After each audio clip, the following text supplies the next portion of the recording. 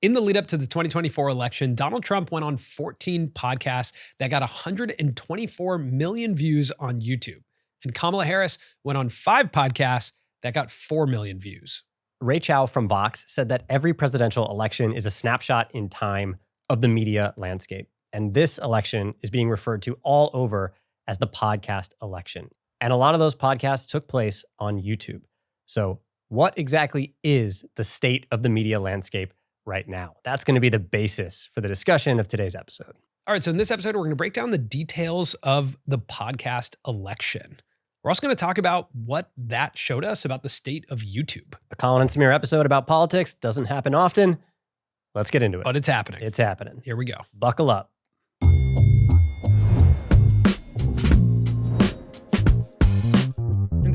The past couple of months feel like they've been like really... Like a fever dream? Yeah, like really wild to watch this play out, and specifically play out across YouTube. Mm-hmm. So last night, I just opened a Google spreadsheet and just wrote Trump and Kamala. And I just started filling in the blanks of what shows did they do on YouTube specifically. Mm-hmm. Like I just searched their names and tried to find. I might have missed some, but let me tell you the ones that I found. I'll start with Kamala because that was a shorter list. Okay.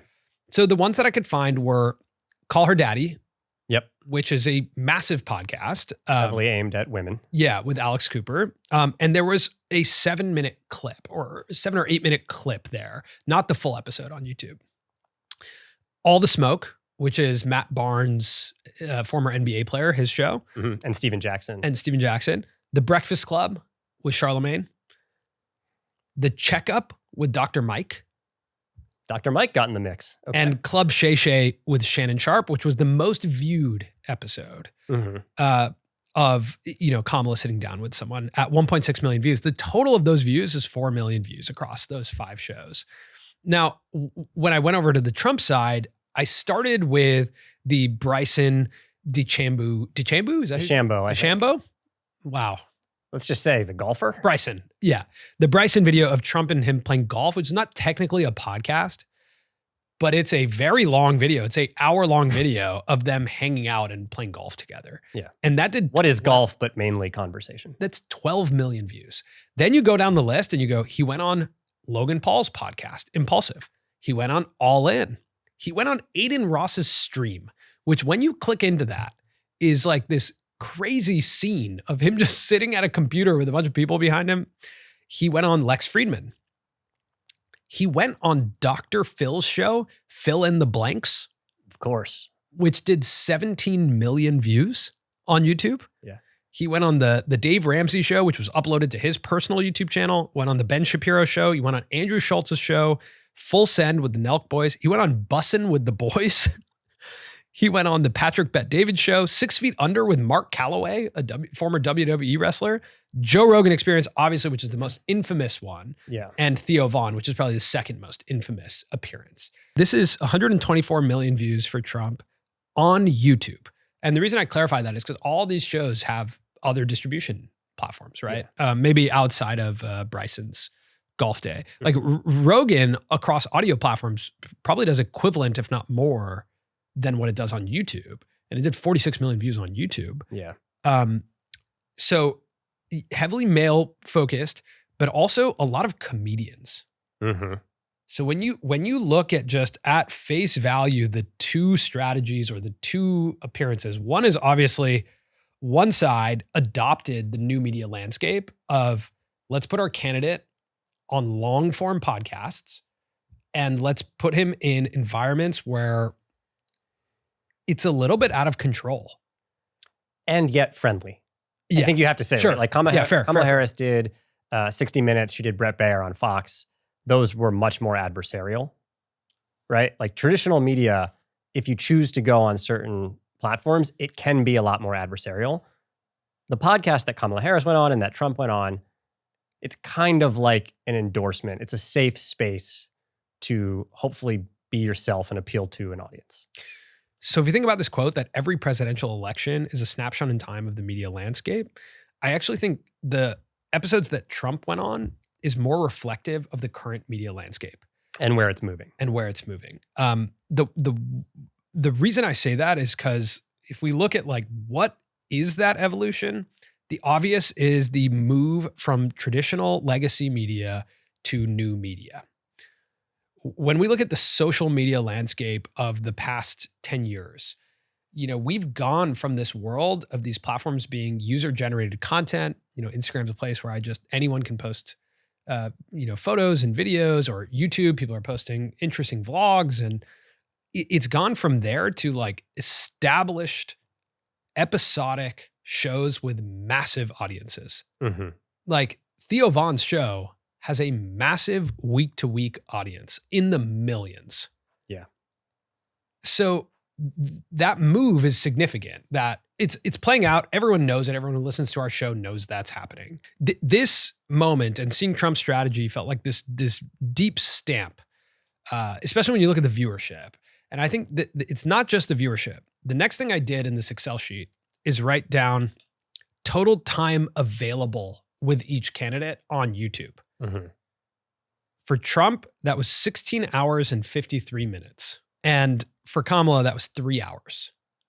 We're talking about like available time to click in and watch someone. Let's just talk about the creators who have the most diehard audiences, the audiences that will leave their homes to go to an event. Mm-hmm. Kai Cenat, right? Streamer, Mm-hmm. live, unedited, Mm-hmm. raw, for incredibly long periods of time. Podcasters. Let's just talk about podcasters, and primarily comedians, like the shows he went on, Mm-hmm. whether it's Schultz or Theo Von. Long, unedited, and the draw is come see me in person. Yeah, come to my show. It's a good point about the comedians, and like if you start a media strategy with the desired outcome, which is activate a community to go take an action, to go to the polls, or to mail in a ballot, like if you start there with what does success look like if you nail this media strategy, and then you go backwards and you go, where are the environments where people are being activated? It's a really good point that comedy podcasts are those environments. Mm-hmm. And Kamala went on like much more traditional media outlets. She also had way less time. I don't want to sit here and say like cable and traditional doesn't play a factor in, presidential media strategies. Like I think it actually will, and it probably will even in 2028. It's just the rounding out of it and the impact, the outsized impact, in my opinion, of the 16 hours that are available on YouTube of Donald Trump. Mm-hmm. That is an outsized impact. And if we can just play even 2 clips of Trump and Kamala back to back, I think it's an important thing to experience, where you have, Trump laughing with the guys on a couch. First time that we've been able to say is we are sitting down with Mr. President. Woo. Mr. President, thank you so much for being here. It's a very familiar environment of him on Schultz. And Alex Cooper with Call Her Daddy does an excellent job at making guests feel comfortable and making them feel, but I don't know if you saw this. In the beginning of that episode, it shows that Alex brought her set to Kamala and Mhm. rebuilt it Yeah. where she was. And I actually think that's a really significant thing. You don't do too many long form interviews. What made you want to do Call Her Daddy today?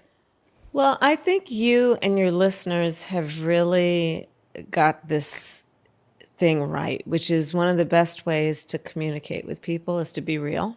I think like those, if we just look at how they both looked and felt, traditional media makes you look and feel like very put together. It's like very It's elevated. It controlled, feels it's like elevated. a prestigious moment, right? To get to interview the president or a potential president. Mhm. And in the past, I think creators have like risen to that moment. The few creators who've had the opportunity to like have a creator or have a president Mhm. or a presidential candidate on their channel, it's been an elevated sort of like look and feel, and it's normally shorter. And I think Trump went the opposite way. He was like, I'm going to make it so normal for me to show up in everyone's place that they probably didn't even think I was going to show up. Like your small crypto podcast. And I'm Mhm. sorry to call that crypto podcast small because I actually don't know. It's probably one of the biggest, but like a crypto podcast. I actually couldn't even find that. It's not in my data set, but like, I know what you're talking about. He Or went on like a small crypto. Bryson, podcast. obviously a big golf channel, but like just to show up in people's places, to show up in places where most audiences probably didn't think he was going to show up, and to do it over and over and over again in the style that those creators actually do. Mhm. He was able to become so familiar to people. I actually think Rogan's set is one of the most familiar looking sets. Totally. right? It is just one of the most familiar looking sets. And to see him there was kind of jarring. It is kind of like back in the day watching like your favorite sitcom and like a celebrity cameo happens. Yeah. You're like, what are they doing in the Friends coffee shop?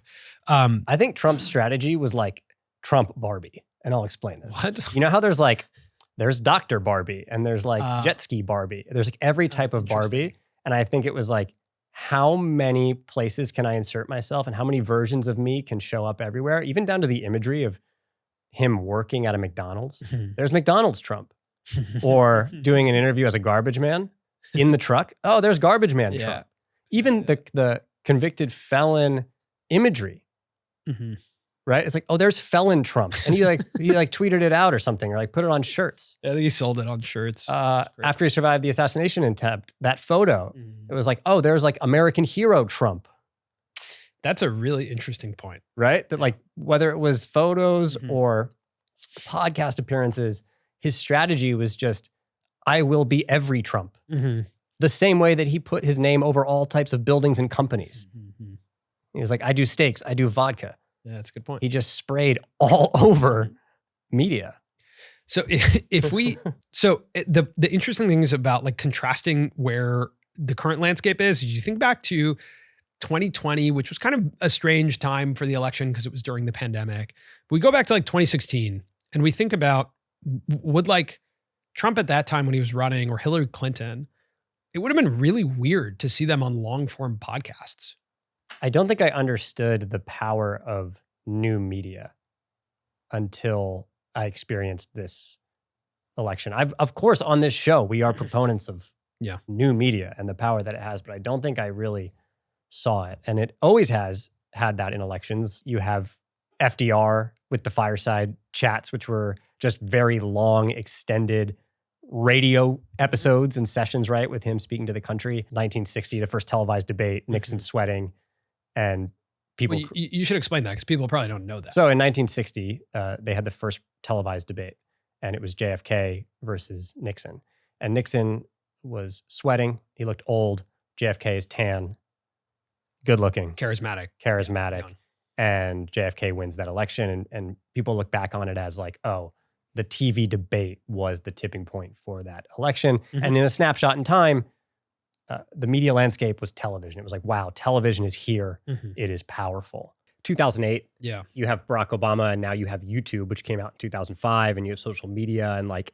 Obama was one of the first candidates to like adopt social media in such a significant way and create like a movement amongst young people with social media, and also to like read mean tweets on late night and to show up in a way. And like, he was very charismatic, a great incredibly talker. Comfortable. Yeah. Super comfortable. And that is now like, a requirement. Him being seen as like the cool president had to do with the media that he was a part of, right? In comparison to John McCain, who was not taking to the media in the same way. So there has always been this thread of humanization of candidates through media. Today, I think people will look back at this election in history the same way they look back on the 1960 debate with Nixon. This was the podcast election. This was the Joe Rogan episode election. I do think that's how like history books will write about it. I agree with that. And this wasn't, the podcast election also wasn't reduced to just the candidates. Yeah. And I think that's interesting, right? There's a cast of characters on each side. Obviously you have the VPs on each side. JD Vance went on Rogan as well. Tim Walz played Madden with AOC on Twitch, which I thought was really kind of strange. It didn't really connect. And then you had Elon Musk on the cast of characters of the Trump side that also went on Rogan, like in a row. It was like Trump, JD, Elon. That's Rogan did like the full, not that Rogan wasn't open to also Kamala and other people, but it was the full spectrum of. And then there was Mark Cuban also on Kamala's side who went and did a lot of did Schultz, did All In, did a few other shows. The Flagrant guys said that they also reached out to Kamala. Rogan talked about reaching out to Kamala. So like the offers were on the table, but I think the cast of characters was also an interesting thing. The one video that I wanted to bring up on YouTube that I saw was Obama on Vic Blends on the haircut show, which is like a really dope, like cool setup. But it was interesting to see it play out, like the concentric circles starting to like spread of the cast of characters also. Everyone's teams are showing up on podcasts. Yeah. Yeah, it's strange to think about from this point on, and this is not going, politics does not stop and like political media does not stop. It is all the time in America. And I'm curious to see if from this point on, the role that podcasts and YouTube play for the next 4 years leading up to the next election. Yeah. Let's talk about the future. Are we going to see President Trump on podcasts from this point on? Is that going to be a major part of the strategy? Oh, I have something important to say. I'm going to show up on Rogan. I'm going to show up. I think that door has been bust wide open and probably. And then for Democrats, I'm sure they're thinking the same thing. Who do we have that Who do we can have? hang Who on gets on these 3-hour shows pod? now? Yeah. So that they are incredibly familiar and trusted. In 4 years. Yeah. Yeah. Yeah. You know, you think about that metric of available time and time spent over the next 4 years. Like who is going to win that battle over the next 4 years? And what are those formats going to look like? And, you know, I don't think it's smart for either candidate or candidates in the future, honestly, to make their own shows. I think unless it's natural to you, like AOC gets on her Instagram and goes live all the time. Sure. And you watch it, it feels pretty natural to her. Like she's very comfortable in that role. And if that's what's comfortable for you, great. The president of the Philippines also was a vlogger before he got elected, continues to vlog. Yeah, I think Which if it's is not really comfortable interesting. to you, audiences see through it. And that's the problem. So let's talk about, you know, there's a couple of YouTube videos that I felt were extremely significant during this election that feel representative of the future. And the majority of those came from Jubilee that I watched. The Jubilee format of, you know, they did it with Charlie Kirk, they did it with Ben Shapiro, they did it with Pete Buttigieg. Pete Buttigieg. And those videos are very long. And it's, you know, Pete Buttigieg versus 25 undecided voters, Charlie Kirk versus maybe Harris supporters, I think it was. It's basically like the person versus a group of, you know, adversarial or people who are against them. Yeah, it's a sort of reinvention of the sort of CNN town hall, right? Where you have the candidate up on stage and then generally there are pre-selected questions. It doesn't feel like that and at someone all asks to a me. question, I but it's know- not like that at all. I know it's a reinvention of that. It doesn't feel like that. The Charlie Kirk one did 21 million views. The Pete Buttigieg one is 56 minutes long and did a couple million views in the first couple hours. Like these are really significant formats that could inform how political content moves forward. It's the next chapter in my mind, no doubt, because this was the podcast election, but none of these podcasts were adversarial. And you don't expect them to be. No. I don't expect Alex Cooper to all of a sudden turn into an adversarial journalist. That's not what it is. It's like an endorsement when she has Kamala Harris on. But I would have really loved to hear Kamala on Rogan and Trump on Call Her Daddy. And a lot of Just people would have loved also wanted to hear Rogan push back more on Trump. Yeah. Right? But it didn't happen. And I think chapter 3 of this is going to be formats like Surrounded from Jubilee, where a candidate is willing to put themselves in an adversarial environment for a very long, extended, uncut period of time. And we get to see how do they handle adversity from someone in their face, knowing that they're being watched. Because that is incredibly vulnerable. It's one thing to be in a room of people who agree with you and are trying to make everybody laugh. Yeah. And trying to convey sort of friendship by the end. Mm-hmm. It's another thing to be like, no, I am okay speaking my mind freely and being myself and being comfortable. So I said this to you. I said this to you before, but I think that there should be a democratic vote on the selected podcasters for the next election cycle. So we pick 5 or 6 podcasters, and they're like a healthy mix, right? There's like a healthy mix of those hosts, and then both candidates have to go on all. I think that would be really interesting. I'd love to see something like that. I'd love to see roundtables, like instead of debates where the candidates are sitting together and there's like a more roundtable with some really good conversationalists who can drive the conversation. And I wonder if Jubilee and this platform that they're building with these formats becomes a host in 2028 for some version of a debate. I think this new media and the trend here will lead to a political environment where we do not feel like we have chosen establishment politicians running. Yeah. Right. Because both sides, like I've said this too, they weren't comfortable with these politicians who ended up getting organic support. Republicans were not super excited about Donald Trump in the beginning because he had this organic support that was out of their control and out of their system. Sure. They didn't like when Bernie Sanders started getting a lot of organic support. When Bernie went on Rogan and he essentially got like a Rogan endorsement because it was out of their control and not necessarily the candidate they wanted or thought was best or could get the most funding, whatever it was. But new media does not care about that stuff. Yeah. And it's clearly impacting voting habits. So we're moving to a place where whoever is the most popular, whoever is the most familiar and liked can potentially be the nominee. I think it was really interesting to see that celebrity endorsements didn't really play a factor or didn't feel significant. Do you agree with that? Yeah, I agree with that. You know, when you get a Taylor Swift Instagram post, does it have the same impact that maybe it used to have? I think it's continuously like, you know, Taylor Swift is very influential, very popular. Like you just can't argue with that. But it does just generally feel representative of the traditional kind of just buttoned up celebrity versus the messy, raw, you know, it's almost the old form of new media. Like Theo Von talking to JD Vance and Trump about like hard drugs was a wild clip to go, but it felt, you know, and Theo's pushing it because he's a comedian, but those like at scale, like the willingness to be in those uncontrolled environments feels so different from the you know, traditional media landscape. Yeah. And I think one thing that we might see in the future, the question is, can traditional media create environments similar to podcasts and similar to these uncontrolled feeling environments? A good case study, Pat McAfee. Pat McAfee on ESPN feels a lot more like that. Feels pretty risky that ESPN was like, let's pick up this program.